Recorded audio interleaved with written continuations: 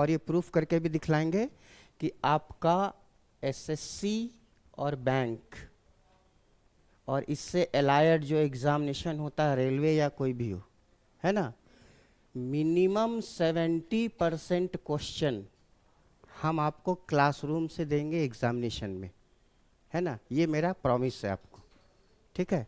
बस आपको ये करना है कि किस तरह से पढ़ रहे हैं, जैसे बताया जा रहा है, जो टेक्निक सिखाया जा रहा है ना, वो आपको लर्न करना पड़ेगा। जो जो कहा जा रहा है आपको वो करना पड़ेगा, समझे। तो ये मेरा प्रॉमिस है। आप इसके प्रीवियस जो बैचेस हैं, जो पढ़ चुके हैं, जो लोग पढ़ते हैं, उनसे आप पता कर लीजिएगा कि ये बात सही है कि गलत है, ठीक है। ये मिनिमम आपको एग्जामिनेशन में क्वेश्चन मिलेगा। और दूसरा, आप ये समझते हैं कि जीएस का सिलेबस बहुत बड़ा होता है, ये बोलते हैं ना, पता नहीं क्या पूछेगा कैसे पूछेगा, ऐसा कुछ नहीं है। जीएस का सिलेबस बहुत ही कॉन्साइज है, बहुत ही लिमिटेड है। बस आपको टेक्निक लर्न करना है कि क्या पढ़ना है, कैसे पढ़ना है और कितना पढ़ना है, समझ गए ना। और दूसरा ये कि सिर्फ क्लास में ही पढ़ाई नहीं होता है, क्लास के बाहर भी पढ़ाई होगा। जैसे आप लोग को मालूम होगा, आप लोग दोनों को, है ना, हम लोग का ग्रुप है ना, यूनिटी ग्रुप, उसमें मेंबर हो अभी, तुम नहीं हो, मेंबर हो। क्वेश्चन जाता है उसमें पर डे, उसको पढ़ती हो, ठीक है। तो उसके अलावा हम लोग का एक ग्रुप चलता है जिसको हम लोग अपने क्लासरूम का ग्रुप बोलते हैं। उसमें डेली क्वेश्चन होता है, आंसर होता है, पता चल जाएगा कुछ दिन में। और उसके अलावा भी कुछ दिनों के बाद, अभी नहीं, कुछ दिनों के बाद आपको ये क्लास दिया जाएगा गूगल मीट का, है ना। वीक में 3 क्लास होता है, ऑनलाइन क्लास होता है। इसके लिए किसी से भी कोई भी कभी भी एक पैसा किसी से नहीं लिया जाता है। बस आपको क्लास आना है, ज्वाइन करना है, जैसे जैसे बताया जा रहा है उस तरह से स्टडी करना है, ठीक है। तो इससे ज़्यादा नहीं बोलेंगे, सीधा हम लोग अभी टॉपिक पे आते हैं, ठीक है। तो आज इंट्रो क्लास रहेगा हम लोगों का, तो हेडिंग दीजिए। पहले क्लास का हेडिंग इंट्रो क्लास रहेगा।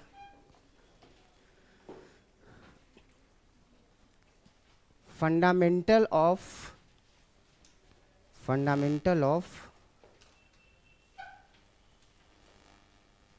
बैंकिंग, फंडामेंटल ऑफ बैंकिंग,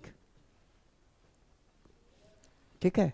आप लोग में से बहुत लोगों को बैंक का भी एग्जाम देना होगा ना, तो मेरे को एक सीधा सा सवाल का जवाब बतलाना। हाँ, आप बतलाइएगा। हाँ, बैंक नाम सुनी हो ना, बैंक को हिंदी में क्या बोलते हैं? बैंक तो इंग्लिश वर्ड है, तो बैंक को हिंदी में क्या बोलते हैं? क्या नाम बताई थी? तुम्हारा तुम्हारा, हाँ हाँ, शैल बी। हाँ, अच्छा, मतलब बैंक को हिंदी में क्या बोलते हैं? आप लोग कभी नहीं, हम लोग कभी सोचे ही नहीं कि बैंक का कुछ हिंदी नाम भी हो सकता है ना। तो बैंक को अभी लिखिएगा नहीं कुछ, हाँ, आज हम लोग राइटिंग करने के लिए नहीं आए हैं। बैंक को हिंदी में कहते हैं अधिकोष। द हिंदी याद आ रहा है ना, बतलाए थे, the Hindi name of a bank. ए सुनो, अभी नहीं लिखना है कुछ। बैंक को हिंदी में अधिकोष कहा जाता है, ठीक है। अच्छा, एक दूसरा क्वेश्चन आप बताइएगा, बैंक क्यों बनाते हैं? हाँ, क्यों बनाया गया है बैंक? अच्छा, आप बताइए तो, बैंक क्यों बनाते हैं? आप बताइए, बैंक क्यों बनाया जाता है? आप बता सकते हो? हम्म, आप डरो नहीं, डरो नहीं, आराम से। हाँ हाँ, बोलिए। हाँ ठीक है, आप बताइए। तुम्हारे पास है पैसा बहुत सारा ना बैग में? नहीं, झूठ बोल दिए। देखिए, banking is a business and the ultimate target of any business to generate profit, to generate income. Banking एक बिजनेस है ना, तो किसी भी बिजनेस का बेसिक ऑब्जेक्टिव क्या होगा? प्रॉफिट अर्न करना। आपको यहाँ इमोशंस में आकर के जवाब नहीं देना है ना। पैसा बचाना, सेव करना, सर्कुलेट करना, बैंक ये क्यों कर रहा है? प्रॉफिट जनरेट करने के लिए कर रहा है, क्योंकि बैंक एक ऐसा ऑर्गेनाइजेशन है जो बिजनेस ऑर्गेनाइजेशन है, जिसका मोटिव होता है कि इनकम जनरेट करो। ठीक है, तो इनकम करने के लिए है ना ये सब कर रहा है। समझ में आया? ठीक है। अच्छा, अब ये बताइए कि बैंकों का सबसे बड़ा काम क्या होता है? ये तो हो गया इसका टारगेट कि प्रॉफिट जनरेट करना। तो बैंक का सबसे बड़ा काम क्या है? लोन देना। मतलब ये अब बैंकों का सबसे बड़ा काम क्या है?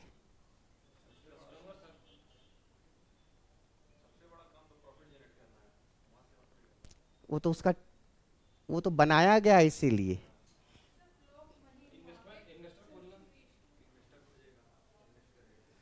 बैंकों का सबसे बड़ा काम होता है टू फाइनेंस अ प्रोजेक्ट, किसी प्रोजेक्ट को फाइनेंस करना।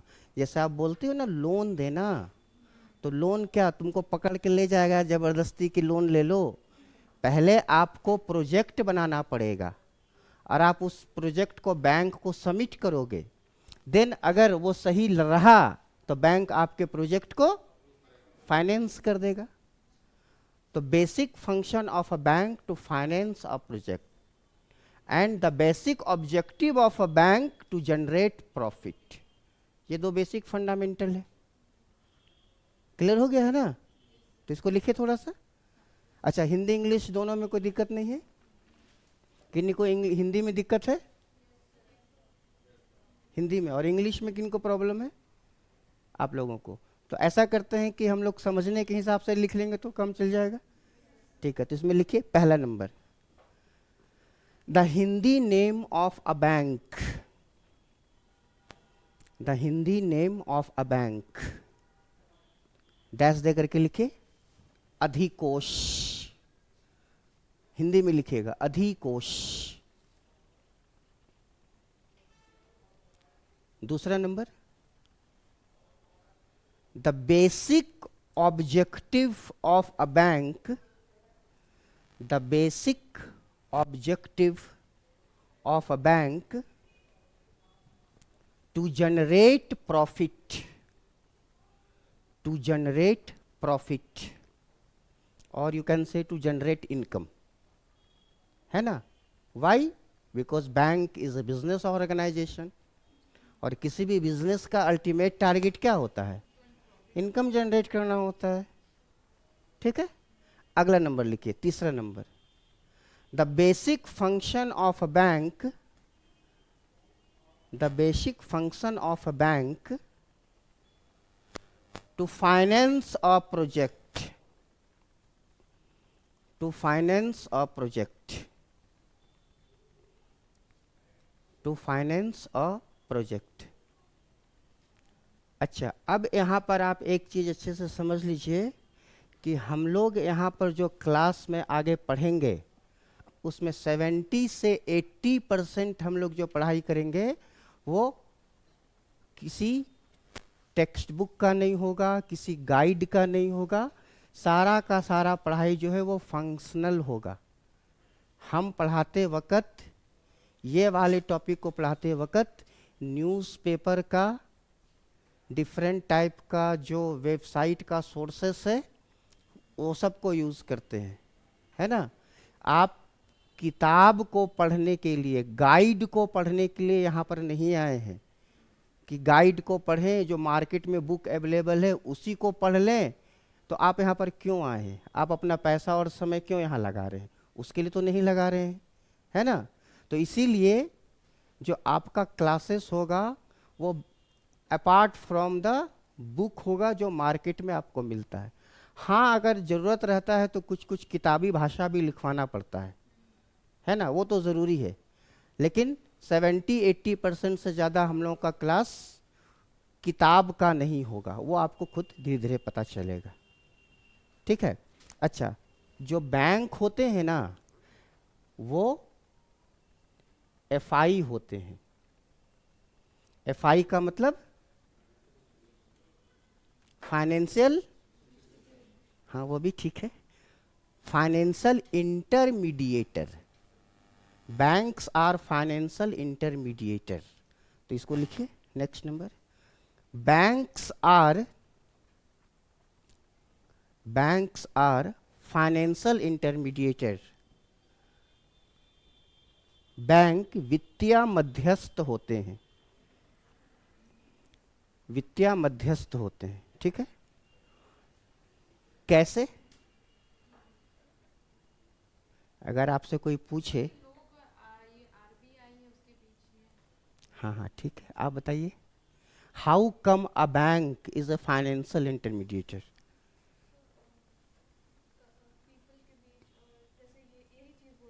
हाँ हाँ वही बोलना चाह रही हो। आप बताओ तो पीछे, आप लोग बता सकते हैं कोई? How come a bank is a financial intermediator? Board में देखिएगा। हाँ देखिए, हमारे सोसाइटी में ऐसे बहुत सारे लोग हैं जो अर्निंग करते हैं, अर्न कर रहे हैं। आप भी उसी के तैयारी में लगे हुए हैं कि आपको अर्न करना है। ठीक है। तो एक व्यक्ति अर्निंग करता है, पैसा कमाता है, तो अर्न करने के बाद उसको एक्सपेंडिचर भी करता है, खर्च भी करता है ना।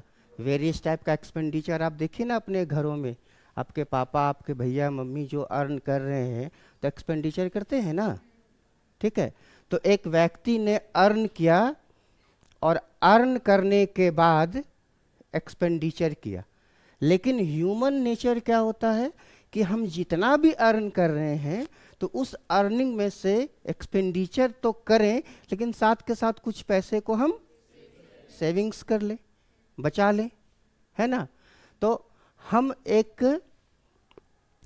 लोग एक कंडीशन बनाते हैं कि मान लो कि एक व्यक्ति ने 25,000 रुपीज़ का अर्निंग किया, है ना, और उसने 20,000 रुपीज़ का एक्सपेंडिचर किया। अरे उसका डेली नीड है, खर्चा है, तो उसने 5,000 रुपया बचा लिया। तो उसने 5,000 रुपया बचा लिया, तो हम उसको बोलेंगे लिक्विडिटी सरप्लस। उसने पैसे को बचा लिया ना। एक मिनट है।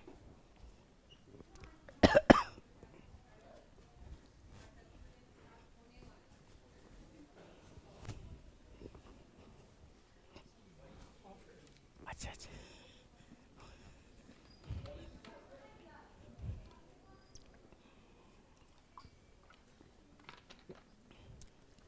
ये कंडीशन समझ में आया?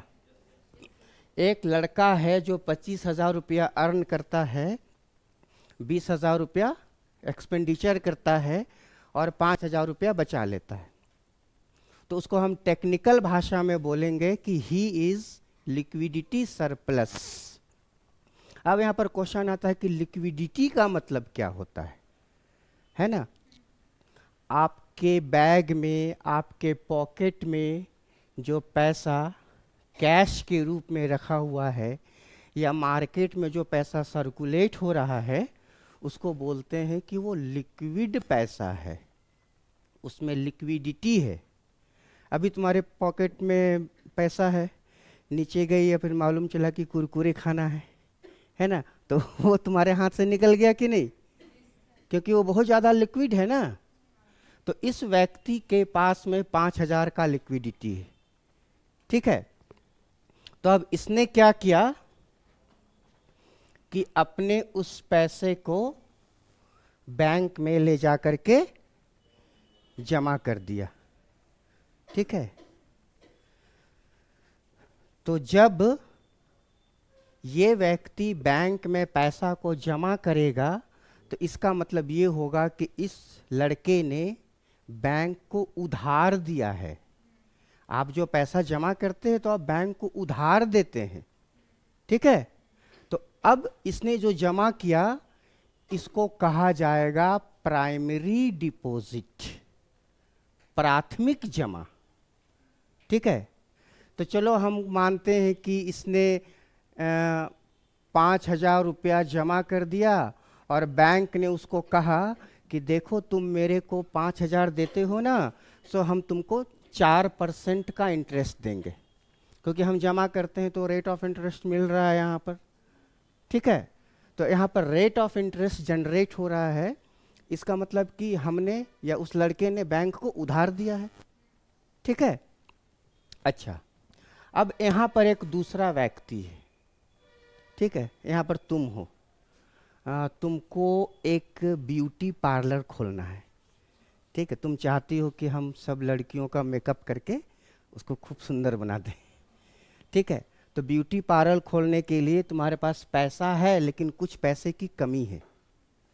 पैसा है इसके पास लेकिन कुछ कमी है। तो आपके पास कमी है तो आपको क्या कहा जाएगा? डेफिसिट।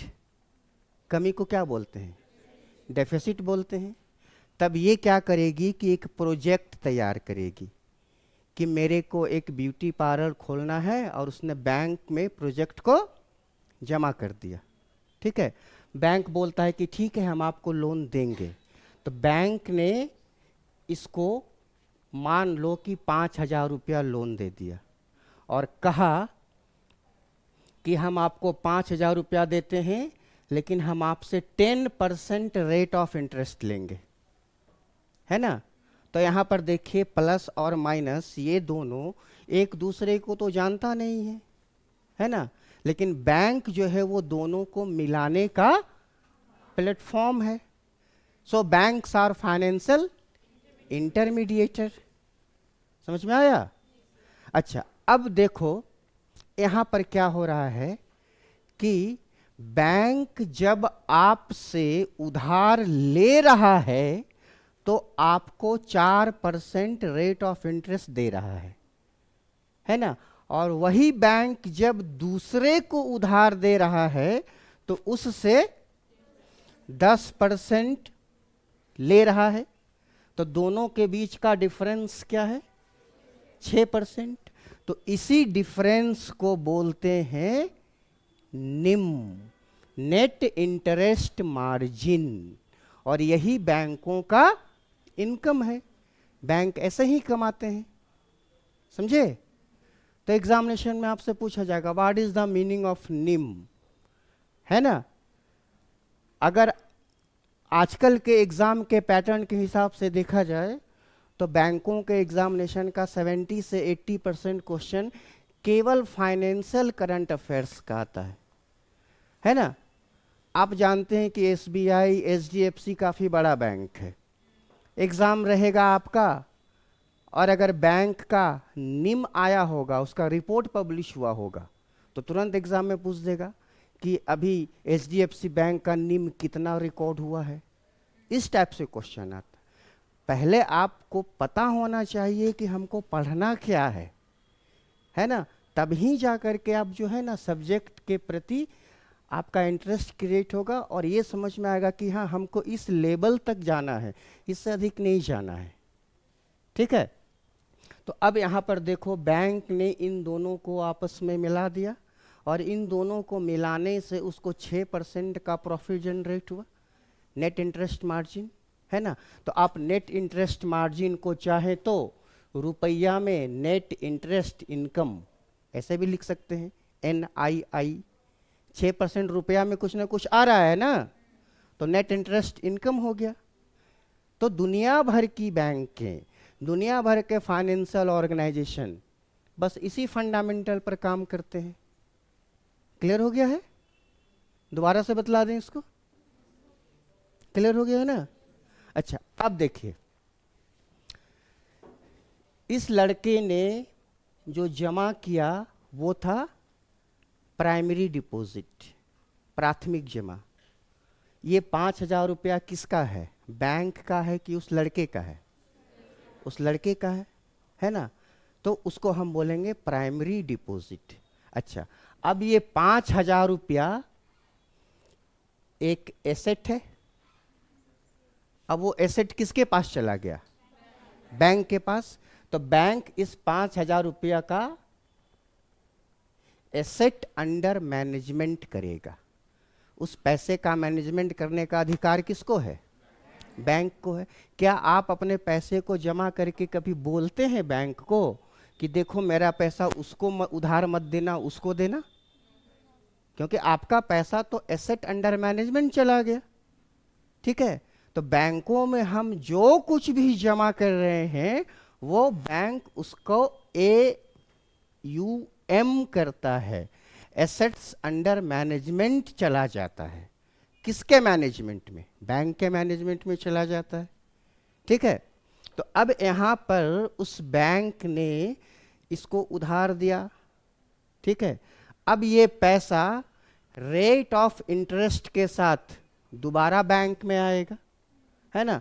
तब उसको बोलेंगे सेकेंडरी डिपॉजिट, है ना?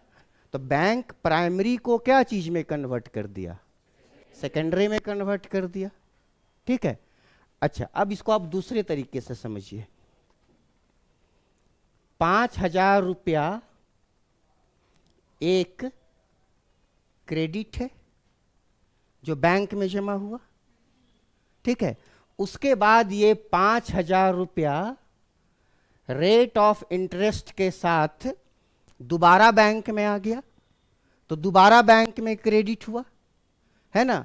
तो बैंक ने क्रेडिट का मल्टीप्लिकेशन कर दिया कि नहीं? सो बैंक्स आर क्रेडिट मल्टीप्लायर। वो क्योंकि प्राइमरी को सेकेंडरी में कन्वर्ट कर देते हैं, इसलिए बैंकों को क्रेडिट मल्टीप्लायर कहा जाता है। बैंक क्रेडिट का मल्टीप्लिकेशन कर देते हैं। समझ में आ गया ना? इस तरह से आपको जो फंक्शनल चीज है वो पढ़ना है। आजकल के एग्जामिनेशन में ऐसा क्वेश्चन नहीं आएगा कि पहला बैंक इस साल खुला, इस बैंक का हेडक्वार्टर यहाँ पर है, ठीक है, इस बैंक का टैगलाइन ये है। ये सब एग्जाम का क्वेश्चन नहीं रहता है। बिल्कुल ही एक अलग लेवल में क्वेश्चन चला गया है, समझे? अगर आप रूल्स रेगुलेशन को जैसे बताया जाएगा आगे के क्लासेस में, उसको अगर आप फॉलो करके पढ़िएगा तो जितना क्लासरूम में पढ़ना है उतना ही काफ़ी है ना? उसके बाद क्या होगा कि आपको अलग से दो जो बड़ा चीज़ है इंग्लिश और मैथ, उसके लिए आपको समय अच्छा से मिल जाएगा। समझ में आ रहा है ना? तो इस तरह से आपको टेक्निकल एटीट्यूड रखना पड़ेगा पढ़ाई के क्रम में। किताबों को, गाइड को टच नहीं करना है। क्यों? क्योंकि वो केवल इनिशियल इंफॉर्मेशन दे सकता है आपको। फंक्शनल इंफॉर्मेशन आपको क्लासरूम में जो बोर्ड है उसी से मिल सकता है। समझ में आ रहा है ना जो बोल रहे हैं? ठीक है, तो ये वाला जो हम लोग बनाए थे अभी उसको लिख लेते हैं। ठीक है, तो इसमें लिखिए। डायग्राम बनाना पड़ेगा क्या? लिखिए अगला number. Banks are credit multiplier. Bank credit का मल्टीप्लिकेशन करते हैं। क्या हुआ? लिख लियो पहले ही। Banks are credit multiplier. Bank credit का मल्टीप्लिकेशन करते हैं। कैसे? तो प्राइमरी को सेकेंडरी में कन्वर्ट करते हैं। लिखिए, दे कन्वर्ट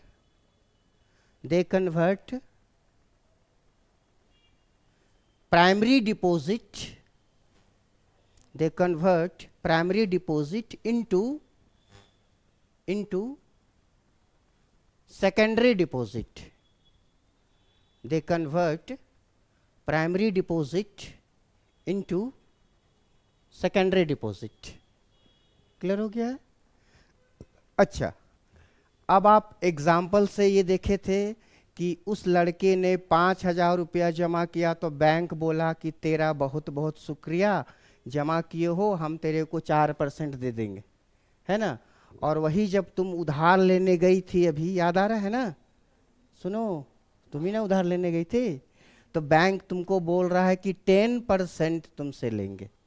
तो ये डिफरेंस हम लोग क्या पढ़े थे, निम पढ़े थे।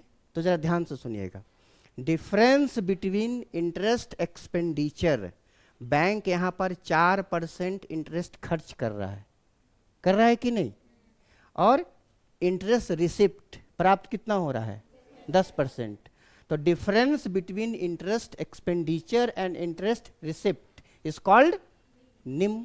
ब्याज की प्राप्ति और ब्याज का जो खर्च है, दोनों के अंतर को निम कहेंगे। हमारे एग्जाम्पल से 5%, 4% खर्च हुआ है और प्राप्त कितना हुआ है, 10% हुआ है, तो वही निम होता है। अब एग्जाम का क्वेश्चन क्या बनेगा, बड़े बैंकों का जो निम का रिपोर्ट आएगा वो आपसे एग्जाम में पूछ देगा। कई कई लोगों को तो प्री क्लियर करने के बाद भी ये पता नहीं होता है कि निम क्या होता है, बोर्ड में क्वेश्चन आता है तो स्किप कर देते हैं। तो ये सब क्वेश्चन स्किप करने वाला थोड़ी ना है, ये सब क्वेश्चन तो बना करके नंबर लिया जाता है। ठीक है, तो लिखिए, हेडिंग दो, अगला नंबर लिख करके हेडिंग दीजिए निम, NIM, निम। निम इसमें लिखो difference between interest expenditure, difference between interest expenditure and interest receipt. Hindi लिखवा देते हैं अभी, हाँ। Difference between interest expenditure and interest receipt is called NIM, net interest margin. Net interest margin. जिनको हिंदी लिखना है हिंदी लिख लीजिए, जिनको हिंदी लिखना है वो हिंदी लिखे ब्रैकेट में। हिंदी लिखना है ना, लिखना है तो लिखो हिंदी ब्रैकेट में। ब्याज की प्राप्ति और ब्याज के खर्च को, 5% खर्च किया, प्राप्त किया 10%, ब्याज के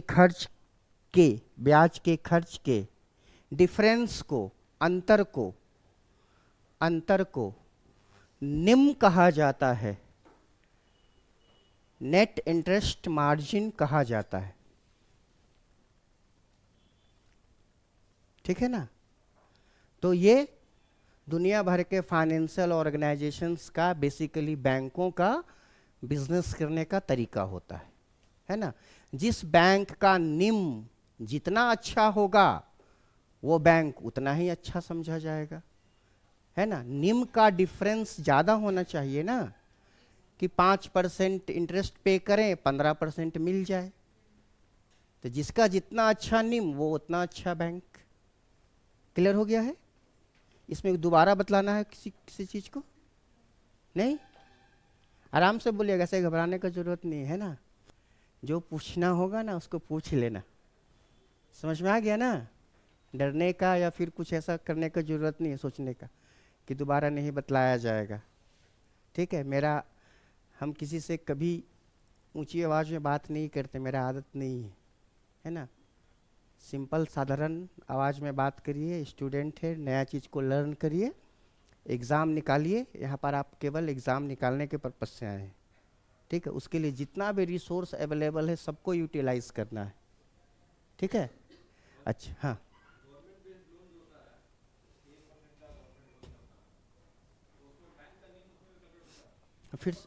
हाँ फिर से बोलिए।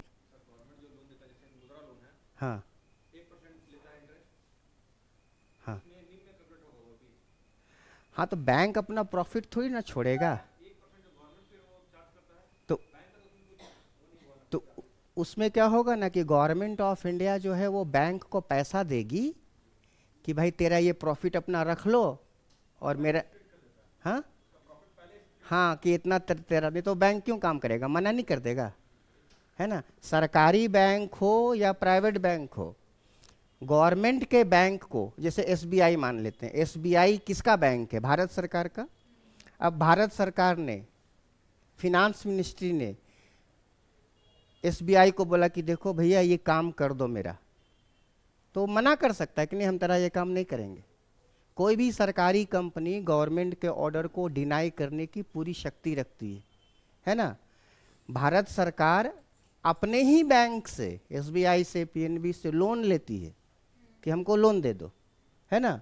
अब मान लो कि गवर्नमेंट का मिनिस्ट्री एसबीआई के पास गया, पीएनबी के पास गया और कहा कि हमको लोन दो, तो मना भी कर सकता है कि नहीं हम लोन नहीं देंगे। आ जाते हो बार बार मुंह उठा करके, पुराना लोन चुकाते नहीं हो, नया मांगने आ जाते हो, तो मना भी कर सकती हो। ऐसा कई बार हुआ है, ठीक है। अच्छा, अब अगला हेडिंग दीजिए, डिफिनेशन ऑफ बैंक। बैंक की परिभाषा, डिफिनेशन ऑफ बैंक, बैंक की परिभाषा। किसको बैंक बोलते हैं? बैंक का डिफिनेशन क्या होगा बताओ। बैंक बैंक तो बहुत करते हैं हम लोग, लेकिन एक्चुअल में बैंक कहा किसको जाएगा? तो ये बीएससी भी तो ऑर्गेनाइजेशन है, इसको भी बोल दो बीएससी बैंक।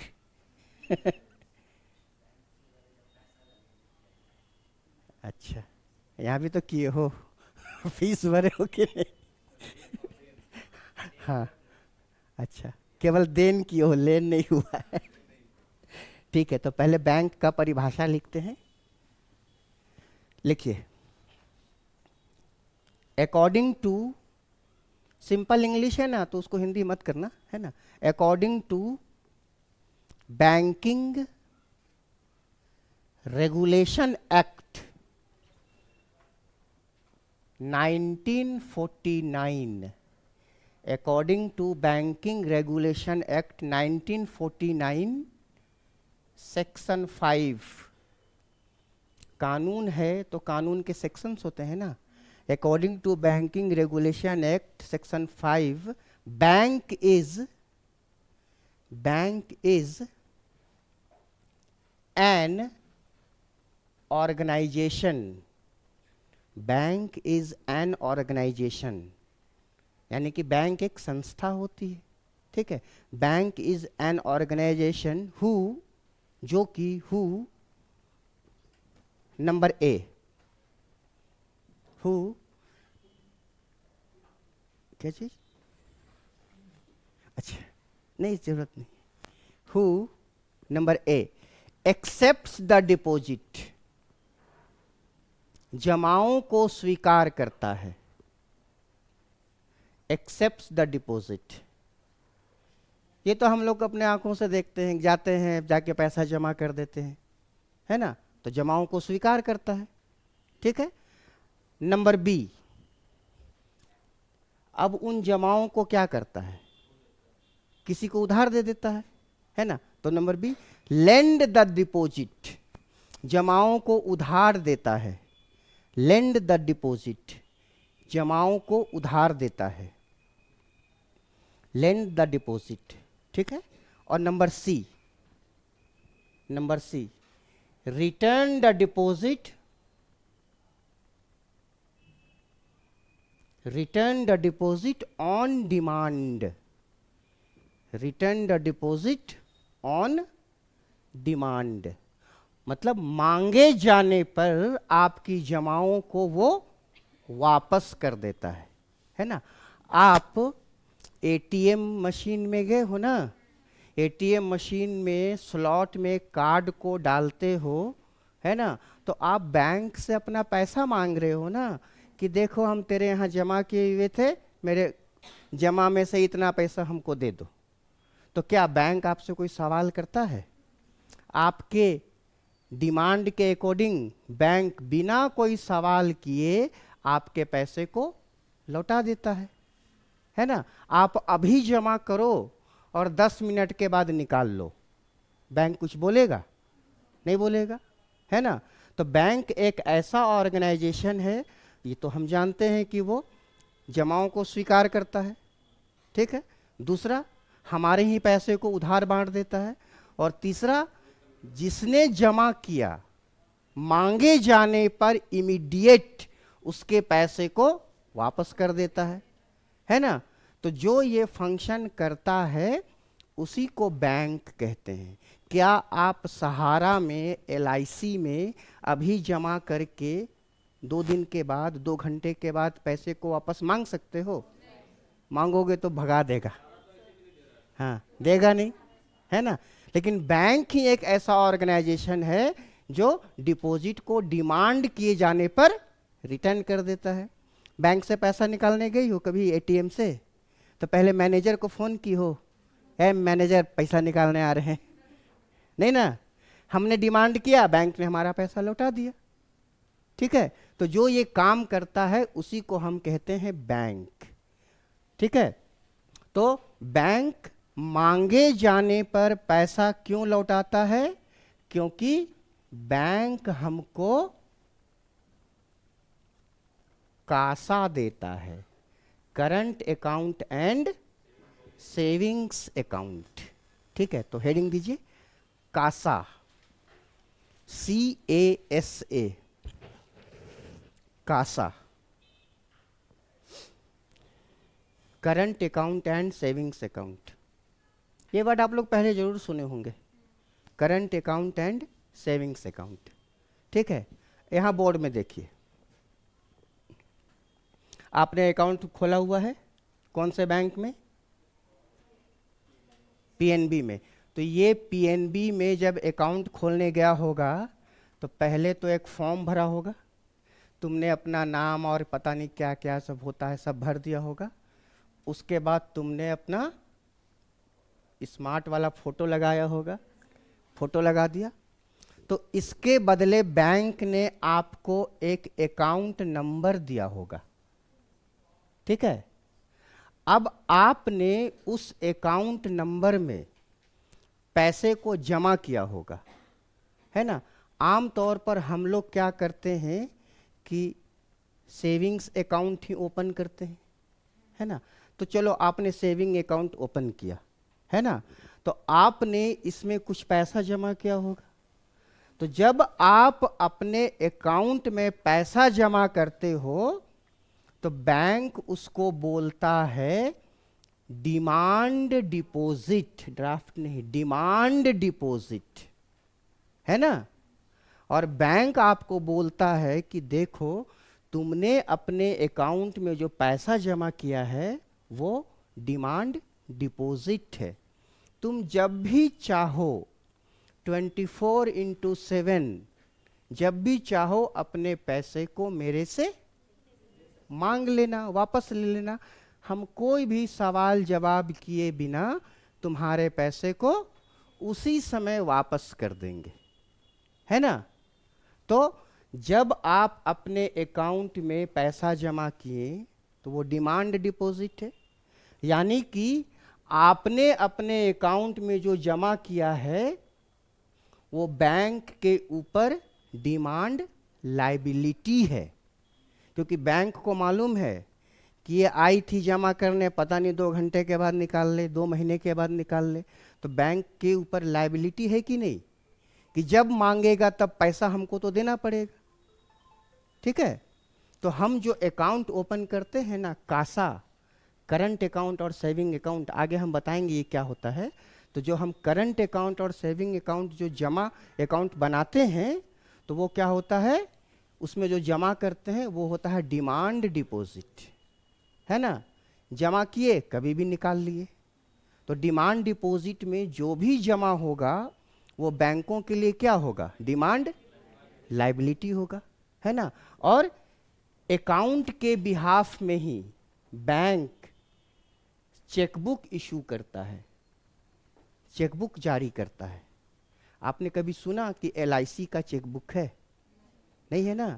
तो जो हमारे देश में कासा देगा, जो आपको कासा ऑफर करेगा, उसके पास डिमांड डिपॉजिट करेंगे, और डिमांड डिपॉजिट डिमांड लायबिलिटी होगा, और कासा के बदले में बैंक आपको चेकबुक देगा।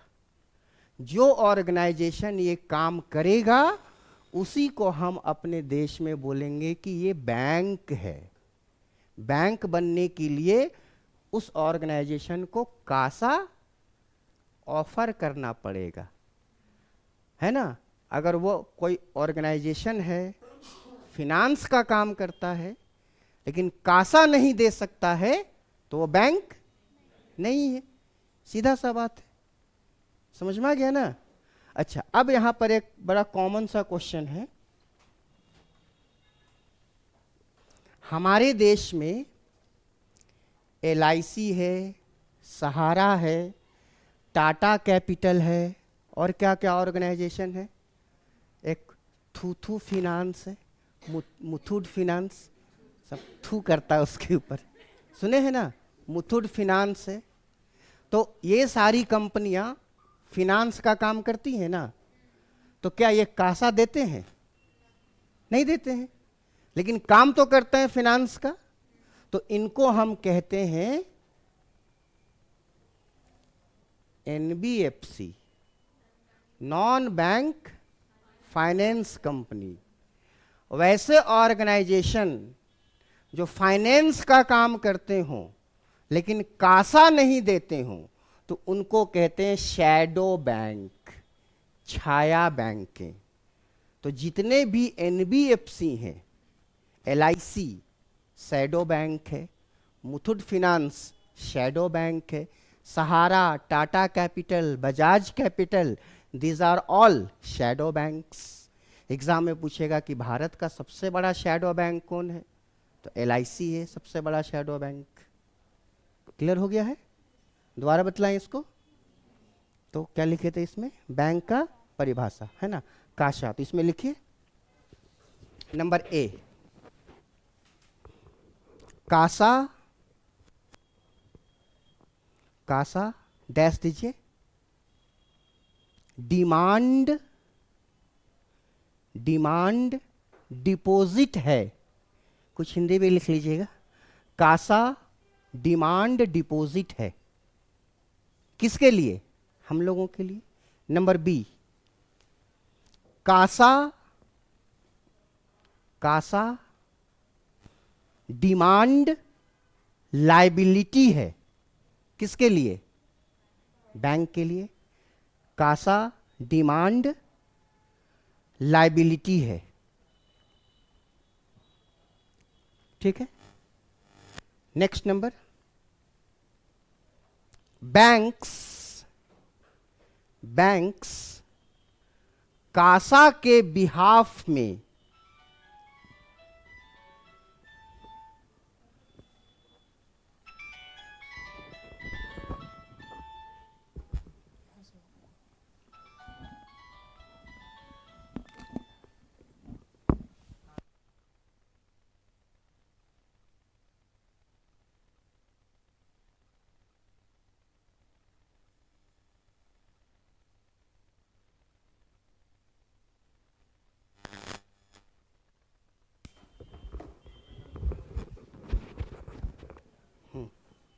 क्या बोले थे? बैंक कासा के बिहाफ में चेकबुक ऑफर करते हैं। बैंक कासा के बिहाफ में चेकबुक ऑफर करते हैं, ठीक है। यानी कि वैसा ऑर्गेनाइजेशन हमारे देश में जो आपको चेकबुक ऑफर करेगा, तो आपको ये समझना चाहिए कि वो आपको कासा देगा, current account and savings account देगा। और उसमें क्योंकि डिमांड लायबिलिटी है, क्योंकि उसमें जो डिपॉजिट है वो डिमांड डिपॉजिट है, तो जहां कहीं पर भी डिमांड डिपॉजिट और डिमांड लायबिलिटी होगा, वही ऑर्गेनाइजेशन बैंक कहा जाएगा। और दूसरे ऑर्गेनाइजेशन जो फिनांस का काम करेंगे, है ना, उनको शैडो बैंक बोलेंगे, NBFC बोलेंगे। बस यही सिंपल सा फंडामेंटल है ना। शुरुआत के कुछ क्लासेस में थोड़ा बेसिक्स को मजबूत कर लीजिए। ये सब चीज़ को बहुत ज़्यादा नहीं पढ़ना है, घर जा कर के, हॉस्टल जा कर के, रूम जा कर के बस 5-10 मिनट देख लिए। हाँ, क्लास में आपका अटेंशन ज़्यादा होना चाहिए, ठीक है। धीरे धीरे करके आपको मालूम चलेगा कि क्या क्या नया चीज़ पढ़ना है ना, जो दूसरे नहीं कर रहे हैं। और दूसरा एक चीज़ ध्यान में रखिएगा कि आप जो भी नया चीज़ लर्न कर रहे हैं, चाहे वो ये सब्जेक्ट हो, जीएस हो, मैथ्स हो, रीजनिंग हो, इंग्लिश हो, कुछ भी हो, दूसरे को उसका पता नहीं लगना चाहिए। आपका पढ़ने का टेक्निक, आपके पढ़ने का आइडियाज़ पहले आपको अर्न करना है ना? पहले लर्न करना है, सीखना है। ये नहीं कि नया चीज़ पढ़े जाके बता दिए सबको, खुद मालूम नहीं है और दूसरे को बताते जा रहे हैं। तो पहले लर्न करिए, उसके बाद देखा जाएगा। जब आप उस लायक हो जाइएगा, जब आपका जॉब सिक्योरिटी बढ़ जाएगा, तब आप दूसरे को भी पढ़ाइए, अच्छे से पढ़ाइए। बट पहले अभी खुद लर्न करना है। ठीक है, तो आज जितना पढ़ें उतना कुछ कुछ समझ में आया? ठीक है, इसको ऑफ कर दीजिए।